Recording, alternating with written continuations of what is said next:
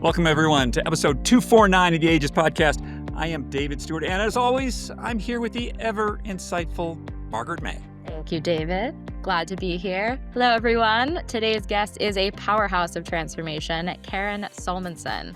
She's a best-selling author, behavioral change expert, a longtime voice in personal development with over 2 million books sold and courses to boot. You might know her from her columns in Oprah or Psychology Today, or from her site, notsalmon.com. Great pun. Karen brings a blend of deep wisdom, neuroscience, and philosophy, all delivered with a smile. She is just the best.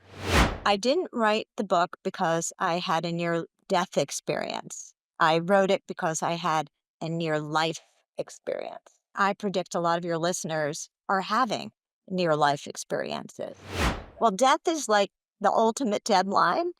And when you start to realize, oh my God, I don't have forever, do I?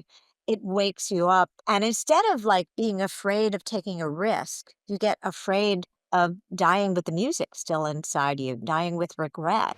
Karen's book, You're to Die for Life, dives into how awareness of death can wake us up to a bolder, more meaningful way of living. We'll talk near-life experiences, marble jars, eulogies, and why living a to die for life starts today, not someday. And after that, we're shifting gears to highlight 3 stories that are shaking up wellness and longevity this week, from a futuristic Zen Pod device to the advantages of standing over sitting for postmenopausal health. And lastly, Peter Diamandis' bold claim that AI can beat death. Some hot topics there. I'm sure we will have a lot to talk about. Good luck with that, Peter.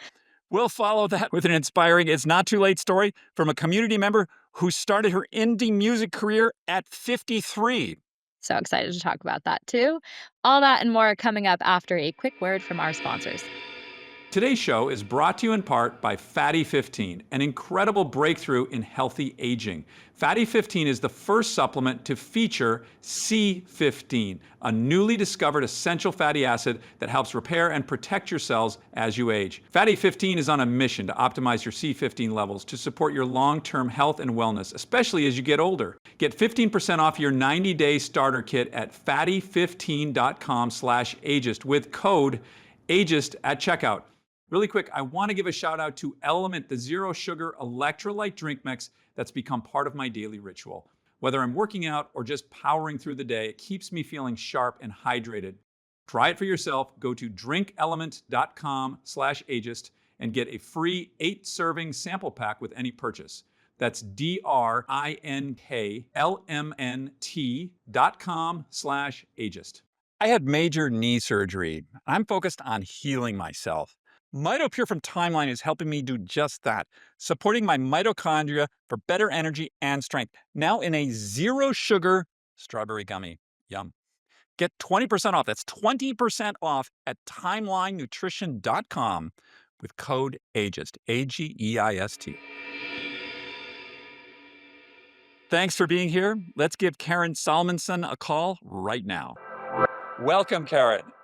Oh, it's great to be here. I'm very excited to be here with you. Good to have you. Obviously, I got to ask you, why did you write this book? Good question. I have 2 answers for that. One is a little sad and heartfelt, and the other one is a little more funny. So I'm going to start with the funny one, so I warm you up so I don't get you feeling too emotional right away. So the first answer, the funny one, is I didn't write the book because I had a near-death experience. I wrote it because I had a near-life experience. And if you've never heard of a near-life experience, that's because I made the term up. But when I explain what it is, you're going to relate to it. And I predict a lot of your listeners are having near-life experiences. Okay. So what is it? It's when you're perhaps on your phone so much, you're doing the swiping and the scrolling and everything, and you're not actively in your life. It's near life. You're having a near life experience. You're kind of life adjacent. Or you're out to dinner with a loved one, and instead of being fully in that moment, you're future projecting about some fear or worry in the future, or you're ruminating about some regret from the past. And again, you're not fully in your life. You're near your life. You're having a near life experience. And then the last one, which also counts as a near life experience, is you're saying the word someday. I'll Mm. do it later, someday, later. So you're not really like using this present moment in its full force activation mode. And again, that's a near life experience. You're not fully in your life. So that's the funny, quirky, relatable one. And now, how did I wake up from my near life experience? That's because my dad died. That's the other reason I wrote this book. I know that's why I didn't want to begin there. That's why I begin with the near life experience. But the two are related. When my dad passed, about now it's about 20 years ago, it woke me up to how I was, wasting a lot of my time. I was actually very career driven. I was in what I call beast mode and very successful, and everything was thriving on the outside. But there was some feeling of, is this it? Is this all there is? Because a happy life and meaningful life is not just a successful life. And I realized I kept swatting away the idea of starting a family and all of this. And so my dad's death was a wake up call. And in fact, I have my dad's death to thank for my son's birth. Mortality awareness lights a fire under you to get going with all those things you really know you should be doing. And it snaps you out of near life experiences, I love that term, near life experience. It's what I fear most. right? And too many people are having it. There should be that term, you know? I come from advertising, so I'm used to making up terms for things, so I came up with the term. But it's very relatable to a lot of people, and that's what my book helps with. So although my book is about death, ironically, it's really about life. It's about how to live a bolder, more meaningful, more awake, more authentic life. Mm. And I use mortality awareness to wake you up to that, because mortality awareness creates urgency, and urgency creates action. Like any deadline, it's like, oh, it's due tomorrow, and then suddenly you start to do it. Well, death is like the ultimate deadline, and when you start to realize, oh my God, I don't have forever, do I? It wakes you up. And instead of like being afraid of taking a risk, you get afraid of dying with the music still inside you, dying with regret.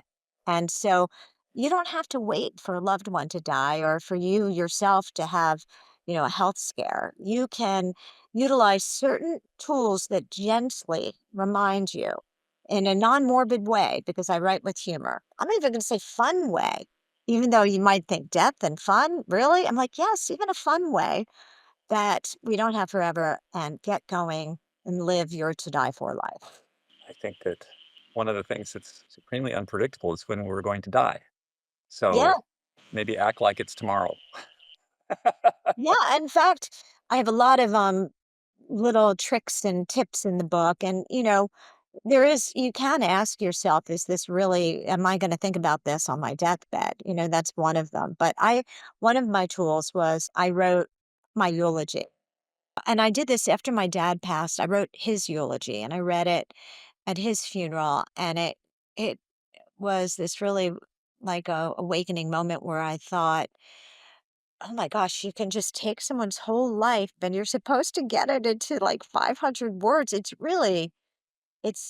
very, I don't know if have you ever given a eulogy for somebody? Yeah, never. So I started to think, what would my eulogy be? Not for where I was in that moment, but where I want it to be, for Mm, aspirational eulogy me, not just like carrot me. mm, So it made me think about what I wanted my eulogy to be like, what my goals were. And you mentioned in the very beginning that I named my son Ari as a wink to the philosopher Aristotle. Aristotle, I'm very influenced by a lot of his philosophies and Stoicism and all of that. But Aristotle said something interesting. He said that you don't know if you've lived a good life until you're on your deathbed. mm. And he also said that you should think with the ends in mind with all projects, everything from something small like a bake sale to something large like this gigantic project called your life. Think about what you want your end goal for your life to be, and then reverse engineer it and think about what do I need to do now to achieve that end goal. Mm. And he said that all of us on this planet have the same end goal for life. No matter who you are, where you are, you could Timbuktu, Toledo, Toronto, a century ago, a century from now. He said that our goal for life is to learn lessons that help us to become our best possible self. Mhm. He called it the education of the soul. But if Mhm. people aren't into the word soul, it could just be the education of your core self if you're more psychological. And he said the reason why so many people are unhappy is they have the wrong end goal for their life. They think it's to become the wealthiest person on this planet, become the sexiest person on the planet, to have the most downloads of your podcast on this planet, or, status, fame, glory, money, beauty, all of those things which are not about the soul, they're about the ego, they're about the body, they're more like superficial. And he says that if you make those things, those types of things, your end goal for your life, when you get to the end of your life, you're going to be mightily disappointed because you're going to realize you chased the wrong rabbits. So my book is about helping to make sure you're chasing the right rabbits and really thinking about those, what they are. And that's what writing your eulogy can do. And if people are like, "Oh my God, write a eulogy? That's a little too creepy for me." I remember I promised fun. I make it fun because inside my book, I have this fill in the blank template, sort of like Mad Libs.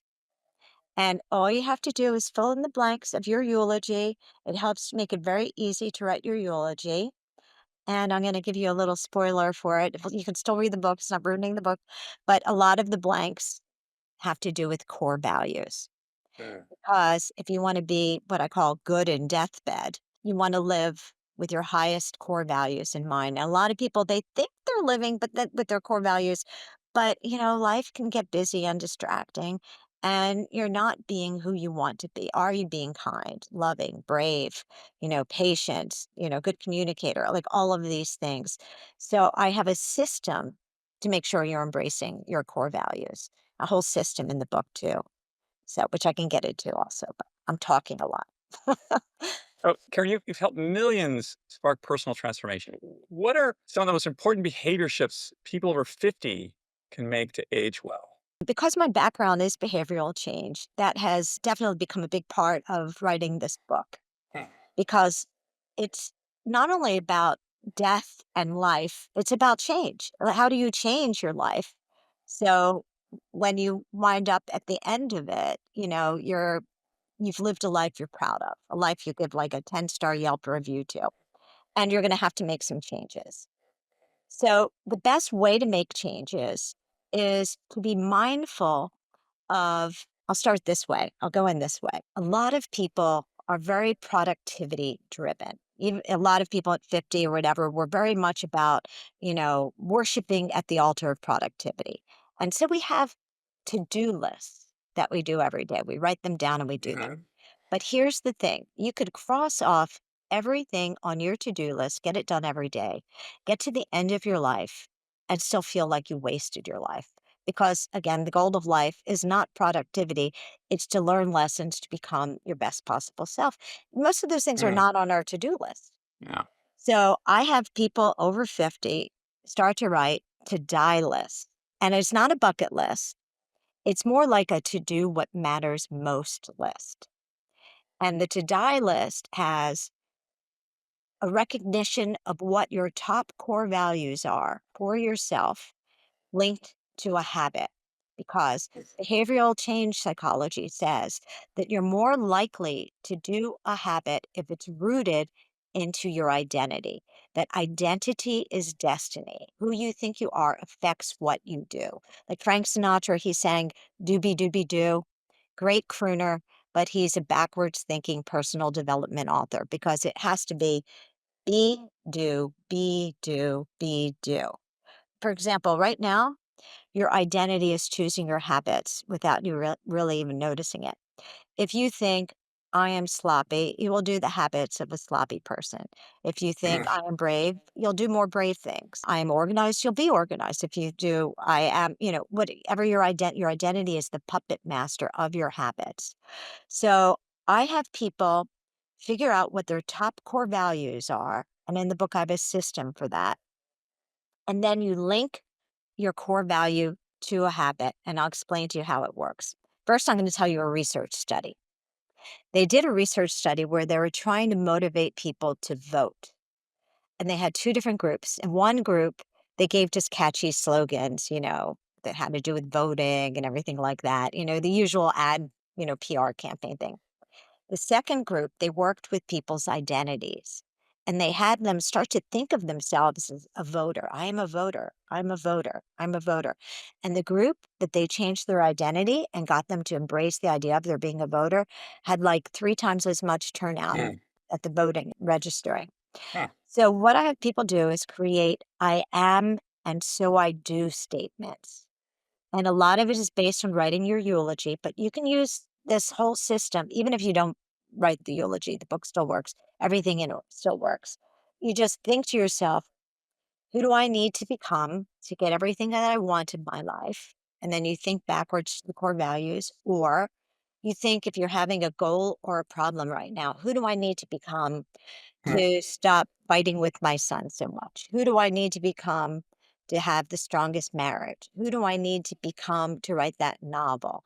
And then you think of the core values. In fact, if you're having any problems or challenges in your life, it really helps to ask that question because core values can help you to resolve a lot of your problems and accomplish a lot of your goals because you figure out what's getting in the way. Ugh, I'm not disciplined. I'm not um, brave.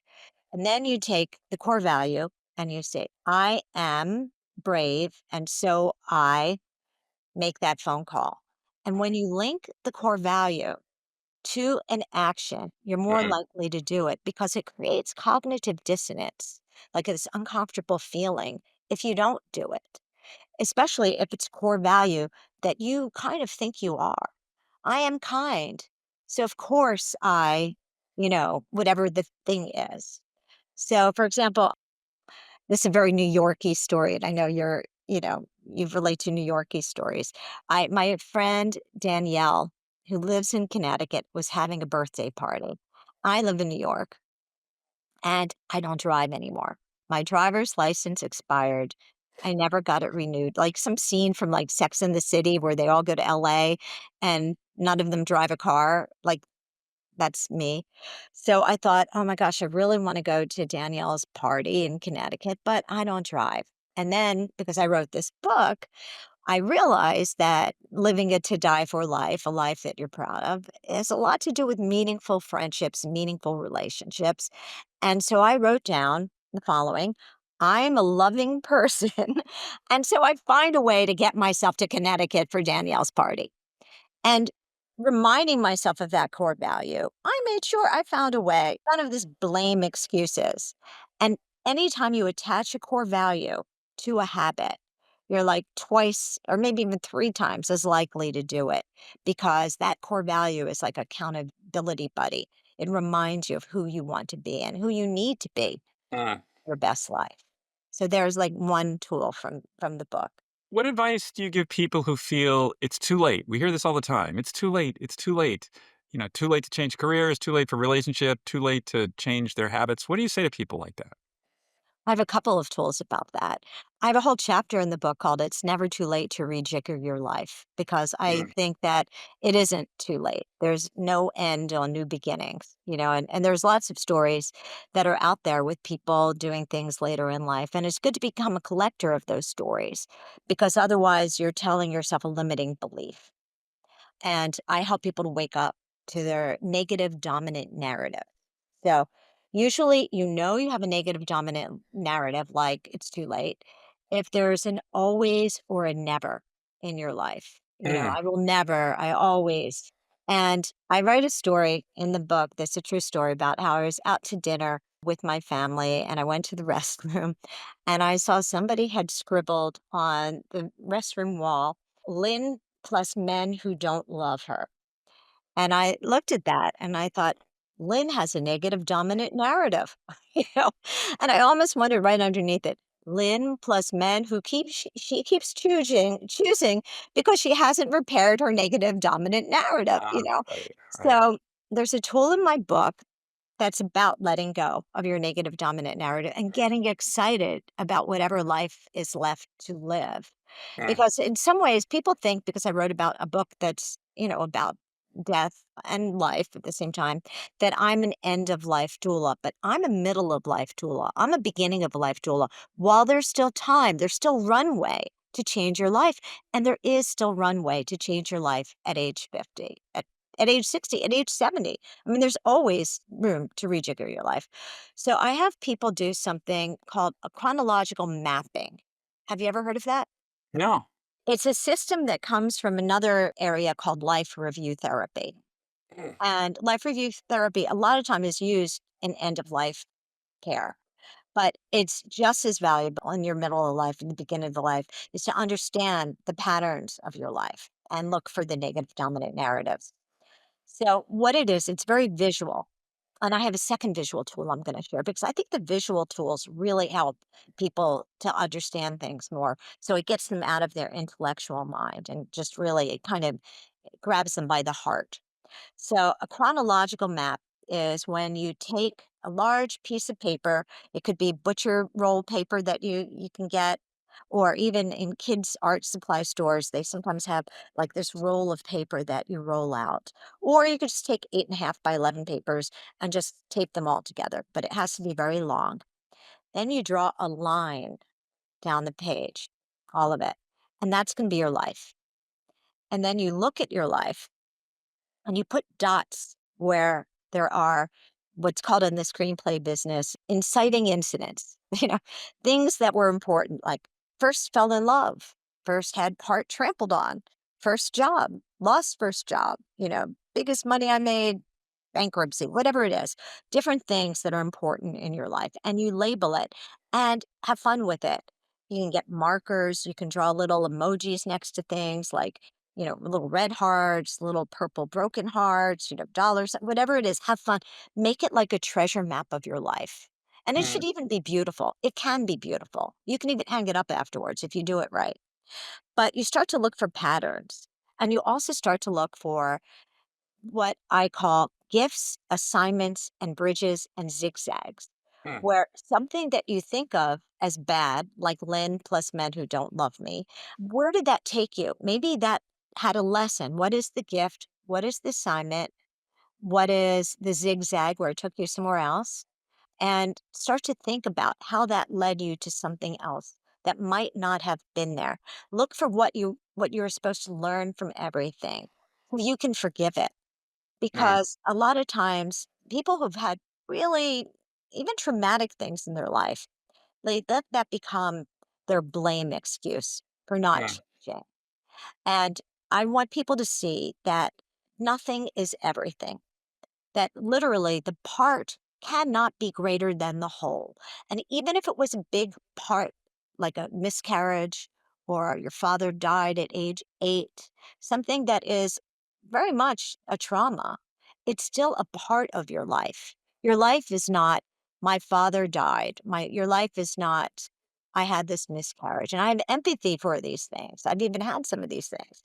But you have to see that the part cannot be greater than the whole. And then when you look at your line across the page and you see that there's more runway left, you start to get excited about how much runway.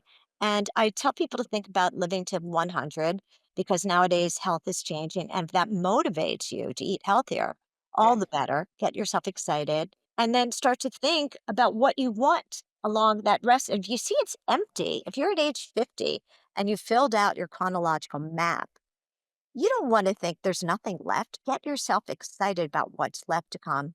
And that's where the eulogy comes in handy. It's like your life mission statement. Start mm, brainstorming things. Get excited about your future instead of thinking that the best is behind you. mm. Convince yourself the best is yet to come. And then put it on your to die list. Don't go anywhere. My conversation with Karen continues after a quick message from our sponsors.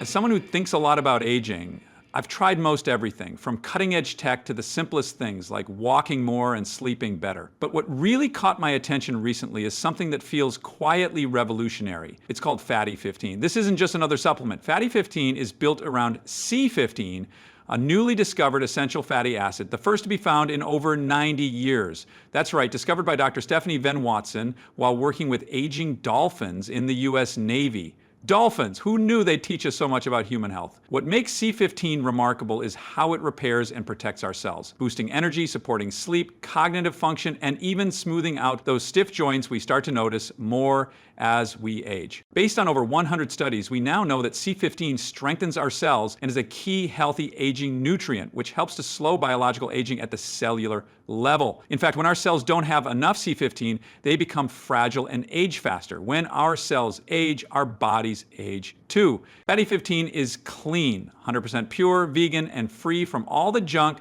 you don't need. Over 70% of users report real benefits within 16 weeks. Fatty 15 is on a mission to optimize your C15 levels to help support your long-term health and wellness, especially as you age. You can get an additional 15% off their 90-day subscription starter kit by going to fatty15.com/ageist and using code ageist at checkout. So, if you want to age like you mean it, gracefully, powerfully, and with purpose, Fatty 15 is a smart place to start. It's hot out there.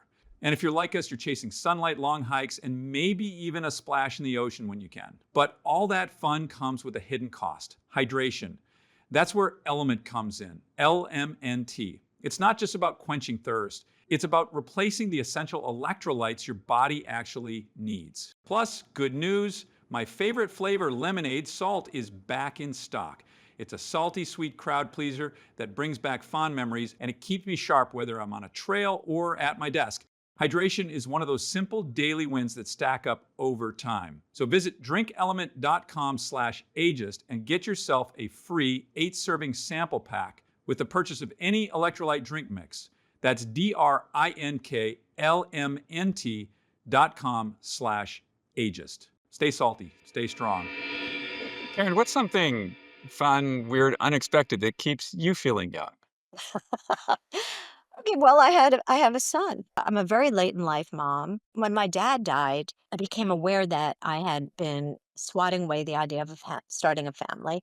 And I was even sad that my dad would never meet any child that I would have because he had passed on.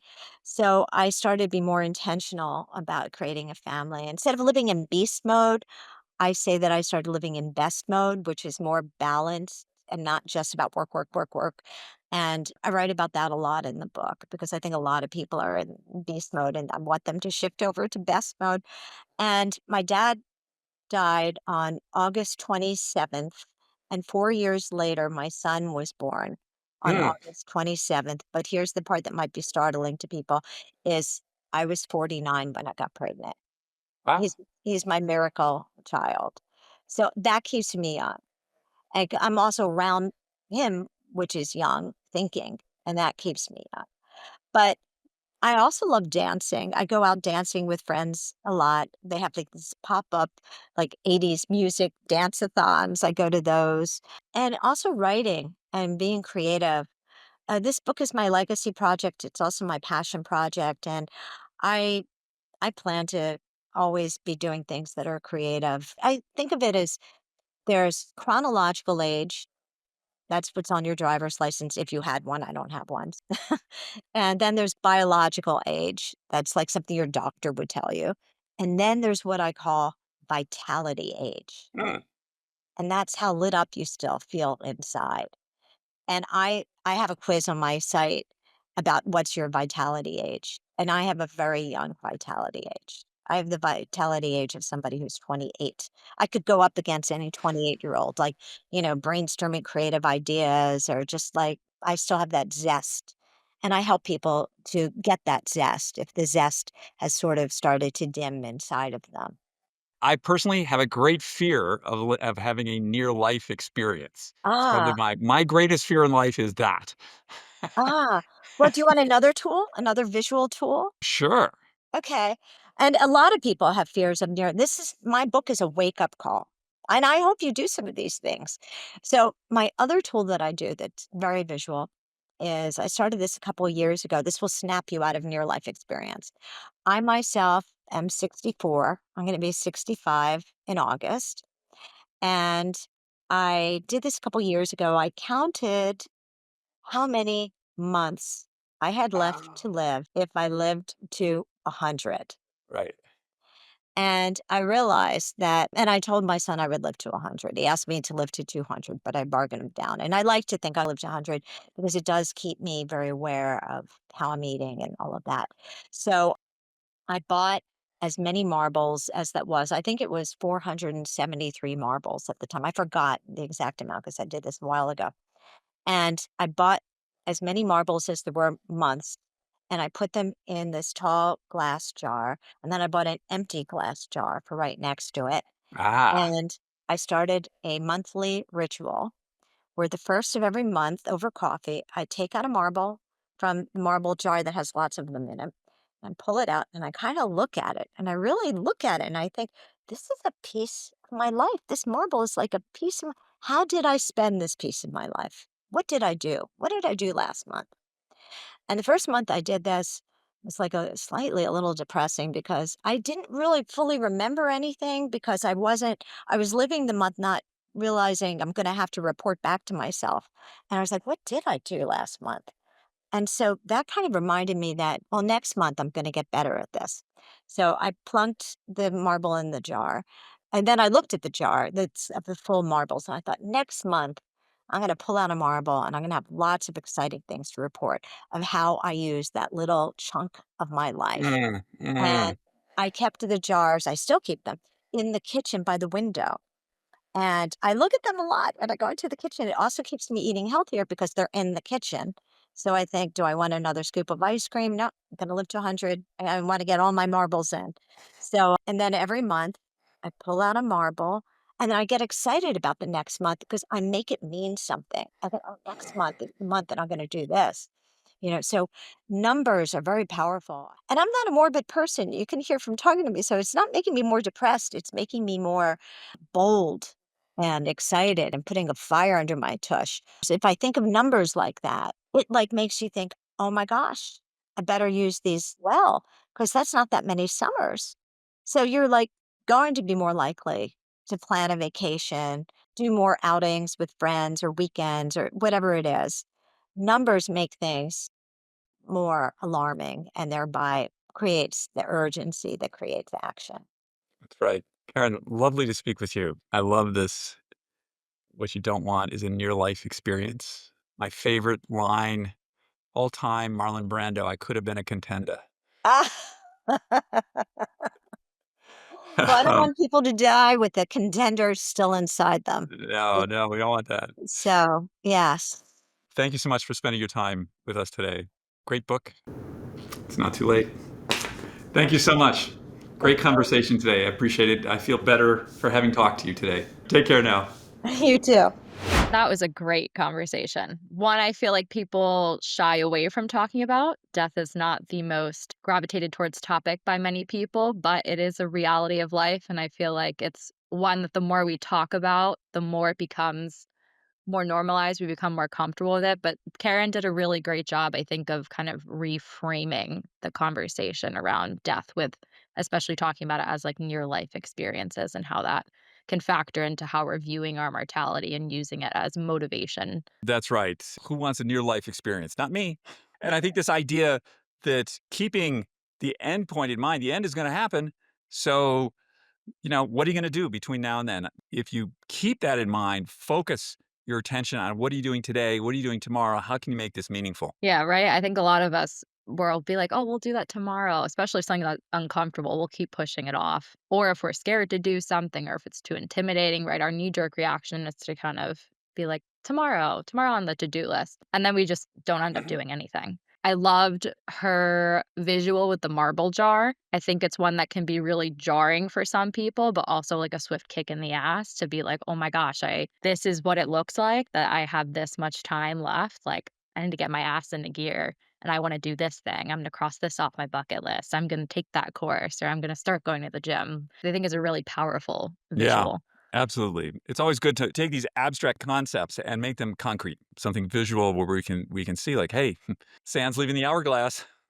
What are you doing? Which can, I think, be paralyzing for some people, that they might be like, "Oh my gosh, if this is all the time I have left," like, you kind of are, like, in, like, freeze mode that you feel like you can't take action, but I think for most people, it's a really powerful way of reframing and motivating us to the old adage of just life's really short, and we have to make the most of the time that we have here, and that time is now, right? The longer we wait and dilly-dally, like, the less time we have. Yeah. That's right, Margaret. It's not too late. It's never too late.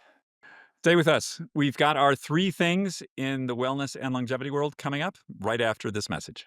Today's show is also brought to you by Timeline. I want to talk to you about something that could change the way you think about aging and cellular health. We've all heard the phrase mitochondria are the powerhouses of the cell. But what does that really mean to us as we get older? Well, it turns out quite a lot. Mitochondria don't just produce energy, they are central to muscle strength, vitality, and how we age overall. By the time we hit our 30s, these little powerhouses start to decline. No good. Less energy, slower recovery, aging that you can feel. Yeah, we know what that's like. And I'll tell you, coming off of major knee surgery, I've never been more aware of just how important recovery and strength really are. That's why I've been taking MitoPure. It's a scientifically backed formula that supports mitochondrial health, helping increase muscle strength and energy in as little as 2 months. No extra workouts needed, just real cellular level support. And now, get this, it comes in a zero sugar strawberry gummy. Yum. Same science, same power, now easier to take every day. If you're thinking about trying Timeline, this is your sign. We're offering our listeners 20% off. That's 20% off your first purchase. Just use code AGEIST at checkout at timelinenutrition.com. That's AGEIST, 20% off. More strength, more energy from the inside out. All right. So this week's wellness highlights have a little something for everyone, I think. To start off, have you heard of this new Zen pod intervention? The New York Post reports that a 160K device combining 10 non-invasive therapies, red light, PEMF, breathwork, guided meditation, molecular hydrogen, zero gravity seating, is being hailed by biohackers and elite athletes as life-changing new tech. It's called the Amortal Chamber. It's supposed to boost mental clarity, mood, pain relief after just 30 minutes. Sessions range from $36 to $325 depending on location, raising a lot of questions around cost effectiveness and accessibility versus long-term health benefits. Next is a report from the American Association for the Advancement of Science about how a study conducted by UC San Diego found that frequent standing may boost heart health after menopause. The researchers found that women experiencing overweight or obesity who increased daily sit to stand movements saw measurable improvements in blood pressure. Kind of a Captain Obvious one there, but I think that there's something to unpack. And lastly, some fascinating claims from Mr. Peter Diamandis, who, in a recent New Yorker piece, postulated that AI and gene reprogramming will push us towards longevity escape velocity. Of course, critics are cautioning this could deepen inequality or slip into hype territory. For those who don't know, Peter is the futuristic entrepreneur behind Fountain Life and Longevity X Prizes. And his article, or the article that this appeared in, is titled How to Live Forever and Get Rich Doing It if you want to take a. And get rich doing it. Okay. We got quite a group here this week. What do you want to start with, Margaret? Let's start with the pod Oh, first. God, I the feel like pod. coming off of Karen's conversation with near life experiences and just talking about death and mortality, these ones always make me giggle a little bit. Oh my gosh. My recollection, what does this thing cost? $160,000. And you get a whole menu of various sort of edgy things. Okay. So maybe what we should do here is compare how much time you're going to spend in this thing versus going for a walk in the park. Let's do that study. Because the walk in the park is free and it's probably going to do just as much or better than laying in some tech device. I find that, there's this sort of gold rush of things happening on the fringe. And really, let's just sort of focus on the core, really move the needle stuff before we get into what does this thing do? Zero gravity, molecular hydrogen, PMF. Okay, A breathwork's lot. good. Some red light. Yeah, okay. I think it's really how do you want to spend your time? You want to spend an hour in this thing, or you want to go out and go for a walk with a friend? I know what I'd rather do. Yeah, for some people, I think it might appeal for like habit stacking, and it could potentially be more accessible if you're kind of spending your money separately on these different non invasive therapies that you can habit stack. But what caught my attention was calling it the amortal chamber. Yeah. That is just kind of selling this idea that you can just sit in here and then, like, everything's taken care of, you can go on with your day, you don't have to do any other health practices like taking a walk, focusing on diet, the things that really move the needle like you were just saying. So, I think depending on your perspective of this, like, what you go into it thinking is really gonna frame maybe what you're doing outside of this if you're doing anything at all, but I think it's just one of these hype tech boons that long term is just gonna cost you more money and not give you really the benefits that habit forming. My take is this is for delusional rich people with too much time. Okay, have at it. You got to, got to spend your money somewhere. You got to spend your time somewhere. So go into this pod thing. Have at it. Yeah. Which kind of relates, I guess let's hop to Peter. Peter Diamandis. Yes. Let's keep in mind a couple of things. Mr. Diamandis' business model, which is that you subscribe to he does these conferences, and I think they're like some crazy numbers, like $80,000. You get to go and sit and listen to Peter talk about things. So, what's the hype here? Live forever and be rich. I feel like this is The New Yorker did a really good job with that title. It sucked me right in. I'm like, "Ooh, I wanna read this." It wasn't Peter who wrote the article, but he definitely was heavily featured along with our friend Brian. of the two. I'll take Brian. I like Brian very much. Brian's like upfront. I'm starting a religion. Peter Diamandis is more like, I'm going to grab you by the ankles and shake the money out of your pockets because I'm going to make you believe that, like, it's very much the Tony Robbins sort of like, follow my lifestyle and you'll be rich like me, but you got to pay me a lot of money to get there. Am I being too rough on Peter? Maybe I am. I'm sorry, Peter. No, that's exactly how that was the exact Oh, comparison that the okay. article Yeah. made as well. Well, they're in business So, together yeah, too. So it's like yeah. Tony Robbins who managed to make a commercial enterprise out of what was like old time religion in the South. How should I say? Like, sort of, it's two steps away from like snake handling, except you got Tony up there, like doing his thing. And his is also a very interesting pyramid. You go from the DVD, then you buy the book, then you go to his event with like 3,000 people for like $3,000. And oh, well, you want to level up, you got to go to the Platt group or some nonsense for $100,000. And Diamandis is sort of in the same camp of this sort of stuff. Live forever, Peter, that's not going to happen. I'm sorry. The AI thing is interesting with the gene programming. I think there is something to that. To my knowledge, there is no living organism that lives forever. There's always like something's going to come up. Peter, you might get hit by a bus. There's lightning storms. If I'm going to go in that direction, I'm going to join Brian Johnson's "Don't Die" religion. At least it's a little more straight up. Well, last here we have a good reminder, I think, to close on this study Ugh. that was talking about sitting to standing and how this can be beneficial, specifically for heart health after menopause for people who particularly are overweight or obese. I read this, I feel like this was an obvious kind of revelation to come to, but I think it's just a nice reminder that sitting again is something that is actively killing us if we're doing it a lot. Our bodies are built to move around. They're built for movement. And when we had kind of pitched this idea to talk about on the podcast, you had mentioned, I'm forgetting what you said now, something beyond sit to Well, stand. I mean, okay. How low can we keep the bar? We're going from totally sedentary, as in not moving from the chair, Yeah. to, okay, we're going to move to chair to stand. Okay, that would seem like a certain amount of improvement.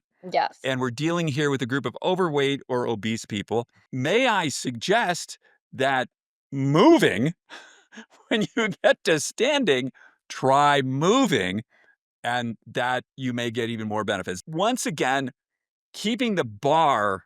I mean, I understand, like, you need to start somewhere. And if all you do is sit, then moving to standing is great. But that's only going to get you not very far. Going to standing and then Exactly. walking, enormously better. walking a half hour, walking an hour, just like, orders of magnitude better. I'm empathetic to people who have trouble starting and feeling like whatever they do isn't going to work. I've been there. I get that. But we also need to be real about, what do we really need? Brian McKenzie, who we've got coming up talking about activity and breath work, minimum 2.5 hours a day of activity. That's not just sitting to standing. That's moving. And I think that we downplay what really happens. And I mean, 2.5 hours, when I thought about that, I was like, wow, that's a lot of time. But actually in the morning, I walk 20 minutes up the hill, 20 minutes down, that's 40 minutes. I do the same thing at night. Boom, I'm at an hour and a half. And then, if I'm doing something, I'm cleaning the house or I'm going to the gym or something, I'm at 2.5 hours. It's not, you can do that rather than park next to Walmart, park at the end of the parking lot, take the 10-minute walk. Okay. But I wonder too, in like reading this, and as you were just talking, for people maybe who do have limited mobility, that they can still get Somewhat. specific Yeah. benefits just from the stand. But yeah, I think studies like this are important. They're just like nice reminders of things that we already know, but that we Yeah. can, since the bar is, we can push You- ourselves Margaret, to you're just do a more and nicer get more person than benefit. I am. Anything you can do is just so much better than nothing.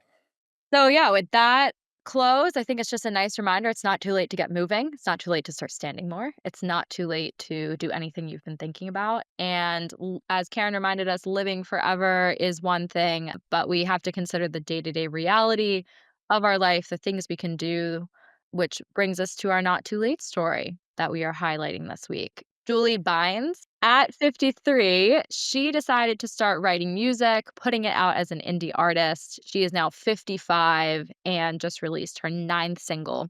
She said, "I'm currently in the studio recording my 10th.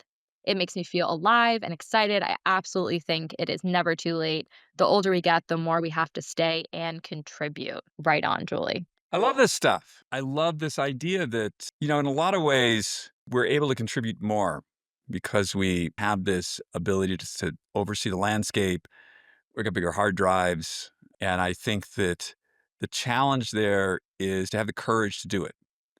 And that's what I like about Julie's story. Like going to do something like this later in life, she probably caught a little bit of slack from people saying like, hey, like, aren't you a little old to be doing this? And I think that the more times we see people like this, I mean, we've been doing this for 10 years at Aegis, so we've been showing a lot of people like this. The more it catches on and the more the people say like, oh, I can try that. It's not too late. Let's go see what this is. Let me try and put something out there. And as she says, she feels alive and excited, and that's the name of the game. So if you're doing something that challenges you, makes you feel alive and excited, go do it. Yeah, right. And it doesn't matter what other people think as long as you're feeling that way and it's Yeah. lighting you up. Yeah, I love hearing the creative stories too. I feel like a lot of the time people think that they're too whatever to start a new creative endeavor, and you really aren't too late. Our profile coming up this week, Leonidas Damas, he just made a movie. 70s. 70s, if I'm remembering correctly. So it really is. It's not too late. I love reading all the creative stories. So go, Julie. And she had her latest single, Darkest Our Friend, that was just released, that 10th one, or her 9th. So go take a listen if you're interested. That's it for this week. If you haven't already, sign up for the Aegis newsletter. Go to aegis.com/newsletter. It's on the front page of the Aegis site, and you get our stories, you get our recipes, you get the interviews. They're delivered right into your inbox twice a week. It would be great to have you with us. Thanks for joining us. Stay strong, stay vibrant, and remember, it's not too late. We will see you all next week. Bye-bye. Bye now.